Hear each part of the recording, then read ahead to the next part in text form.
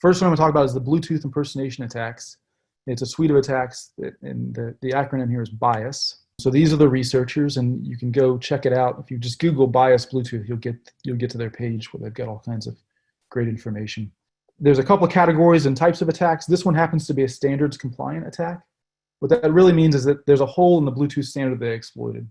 Other attacks depend on an incorrect implementation of Bluetooth. This doesn't rely on that. The Bluetooth standard had a bug in it, basically.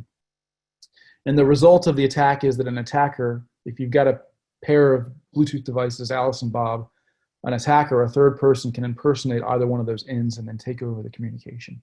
It affects all the way up to Bluetooth 5, and they've demonstrated on 31 devices and 28 unique chipsets from all the big names that we've heard of. So a little background before the next slide where I dig into how it works exactly. When Bluetooth devices authenticate, they share a long-term key when they first pair.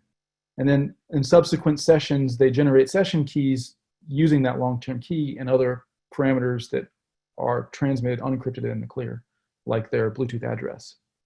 So there's this session key is the takeaway point there. The other point to keep in mind is that Bluetooth allows either party to switch roles. So in this case, Bob is the master, but unilaterally prior to authentication, Bob and Alice can switch roles. So that Alice will become the master and in effect become the authenticator. So the diagram here shows the net result is that Charlie, the attacker, can either impersonate Bob or Alice. So how does it work? It works by exploiting a legacy secure connection mechanism in Bluetooth. It's called Legacy Secure Connection, LSC, and that allows for unilateral authentication. So the master can send its challenge, the slave sends its response, and the master actually doesn't verify. He can unilaterally choose to not verify and thus establish the connection. So it works in LSC mode when you want to impersonate the master, but it also works if you want to impersonate Alice, the other party in the attack. And that's because Bluetooth allows for arbitrary role reversal.